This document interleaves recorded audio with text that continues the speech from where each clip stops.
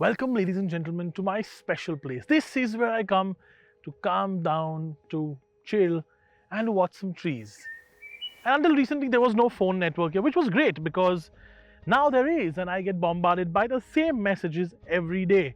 What SUV should I buy for 20 lakh rupees? And until recently, I would just say, go buy something that everybody buys. Buy a Creta, buy a Seltos. But people don't want to wait that long, or there are some people put off by, well, should I say, current events, slightly unfairly.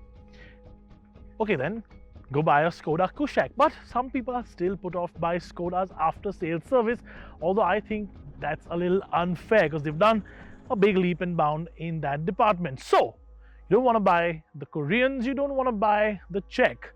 You want to buy the alternatives, do you? So, I have assembled two of them with my stick of wisdom. The new MG Astor and the Volkswagen Taigun. In my opinion, the two best looking SUVs that you can buy at 20 lakh rupees.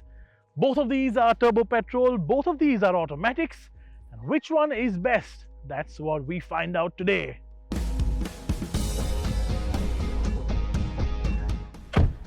Hurry! My clone brother from the planet Camino, I didn't expect to see you here. What's up? And have you seen my awesome red leather interior from the MG Astor? I mean, wait. Where's your leather? You seem to have cloth seats there. How do you manage to put a Star Wars reference in a car review? And look, yes, I do have cloth seats, but they're more comfortable because they get cooler. And yes, of course, they're more comfortable. And I mean, you know, GTs and GTIs in the past, they've never had leather seats. It's a cool thing. Wait. You can't pull out that GTI card all the time and say, oh, cloth seats are cooler. No, they aren't. I mean, at 20 lakh rupees, you need leather. And that GT variant should have had some really cool leather. It doesn't. And look at this. Don't you feel like you're in like a Porsche or a AMG Mercedes? It's so cool. I mean, you're the German one, but I'm the one that looks like a German on the inside. And look at all this quality. Look at this red stitching here and all the perforated leather. It's just so cool. And sorry, how big is your touchscreen again? Well, if you want to talk about, well, big or not big, my car is definitely more spacious than yours is. It's a no-brainer.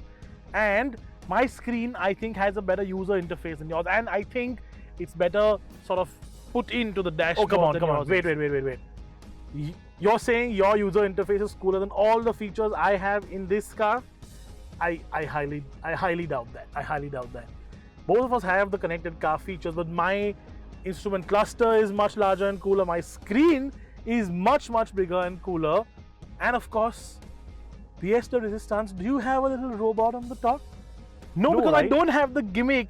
I do have the space, and space is what every Indian family needs. I mean, look, it's more spacious in the back.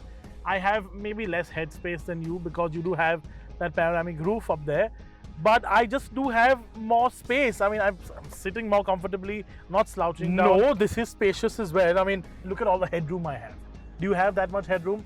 I mean, look at this. You don't even have a panoramic roof. I have all of this headroom. Of course, the panel roof has been closed right now, this little cloth thing, because it's so sunny. But look at the size of this. It's one of the biggest panel roofs you can buy in this segment. It's gigantic. And again, forget all of that. When you sit inside, what makes you feel more special? This or your car? Come on. That's not even a... Of course it is not even a... It is not an argument. It's this. Let's just, look, deal with it, okay? This has the better interior. You've lost this one. Let's move on. You know what? You think you won this battle? Okay, fine. I'll give you this one. Maybe your interior is nicer looking or nicer feeling. The next battle, though, that goes to me because that's where real warriors battle on the road. Our SUV's engines undergo a lot of stress both in city driving and on tough terrains, particularly during warm-up in stop-start traffic and of course while carrying heavy loads. Ordinary car oils may not be enough for your SUV, and that is why we recommend fully synthetic Castrol magnetic SUV for non-stop protection. You know what the latest complaint of people on the internet about the Taigun, and for that matter about the Kushaq, is as well? They say it isn't German enough. From what angle is this not German enough? I'm sorry, but either you've never driven a car that is German, or you're just going with the flow and like bad-mouthing things. But this is quintessentially German. I can tell you for a fact that this feels as German as my 8-year-old Polo does, and that is a German product by all means. I mean, a big thick steering wheel, nice and chunky everywhere, simplistic design. It's German, come on. And what do the Germans do really well? Performance. 150 horsepower of performance. God, this 1.5 TSI engine. Well, you know what? I'm going to put it in manual and enjoy this a little bit. This 1.5 TSI Evo engine does this to my face every time. Every single time that I've driven one of these cars. And it's not just the 1.5 that does it, to be honest. Even the 1 litre with the manual gearbox, the base entry-level Taigun will also put a smile on your face. That's because they just do this so well. They do platform engineering so well. They do performance so well. They do handling so well. And inherently, they also do ride comfort really well too. That's what this is. This is a driver's car. And being a driver's car isn't all it does. There is something here for everybody. The 1 litre base model gets both a manual or a torque converter automatic, and the 1.5 gets a manual too or a dual clutch transmission. The Astor 2 has multiple engines on offer. The 1.5 naturally aspirated gets a manual or a CVT, and the 1.3, which is of course this one, gets a torque converter 6-speed option only. But how does this compare to the Taigun to drive? You know, one would expect with all this inherent sportiness built into the Astor with these red seats and the cool looking interior that this will be some sort of a benchmark in handling. Sadly, it isn't. They've sort of slightly missed the plot. This car is, well, it sort of handles decently well, but it sacrifices ride comfort a bit to get to that handling. You know what? It's a little crashy on bad roads. It just feels a little too stiff sometimes.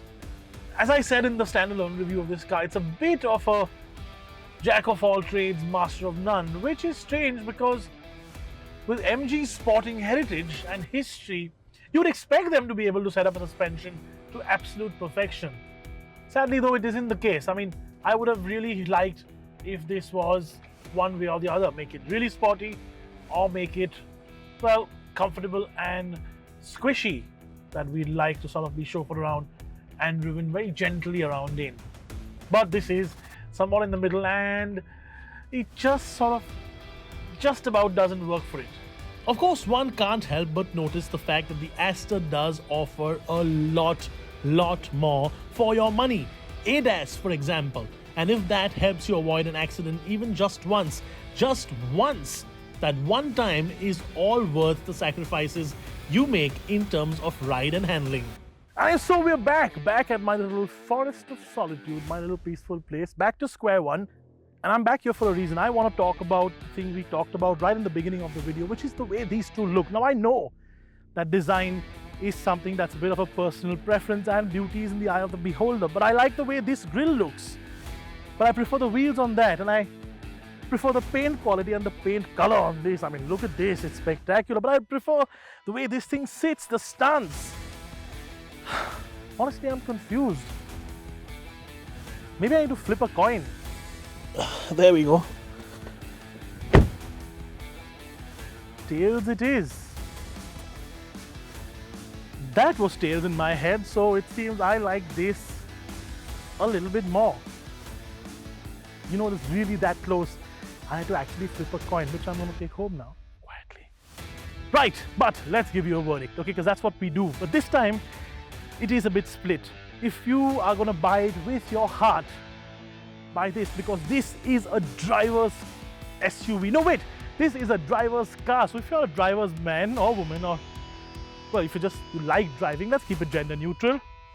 This is the one you need to buy. But as a package, I mean, this ticks all the right boxes, fills that first supplement out, then takes another supplement and makes you gasp. It is unbeatable for what it offers for the same amount of money.